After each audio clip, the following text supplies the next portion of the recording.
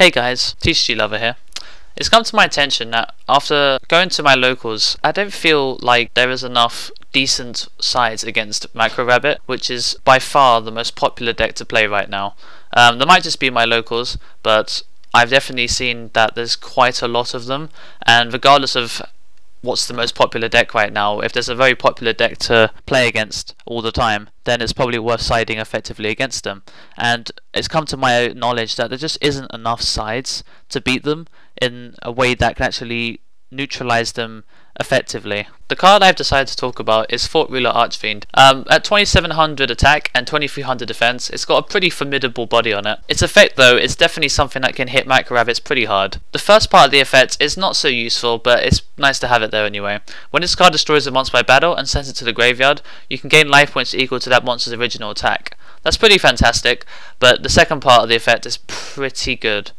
You can pay 1000 life points to negate the activation of a spell or trap card that targets exactly one psychic monster, which obviously means itself, and destroy it. So think about the kind of cards that target in a Dino Rabbit deck, the kind of cards that Dino Rabbits actually need to get over your monsters or to neutralize your field and stuff like that.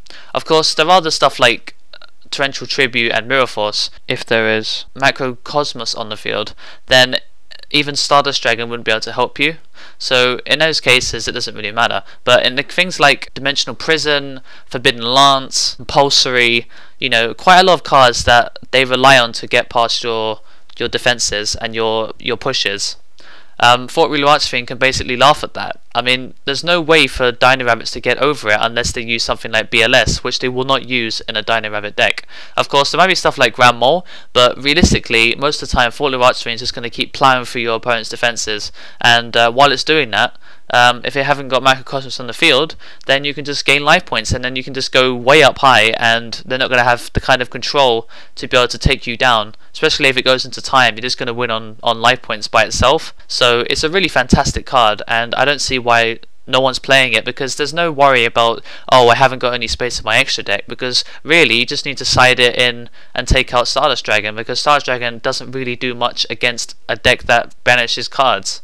So there is no excuse why you couldn't run this card, except for the fact if you're not actually playing Stardust Dragon and you have no way to make synchros. But if you can make it, then I do strongly suggest that you side a card like this. Yeah, so I hope you guys like this quick video, and subscribe for more, and comment what you feel is a really cool card that you've been using to side against Macro Rabbit, you know, to take it down and tell it who's boss. Yeah, until next time guys, the Thetcglover is out.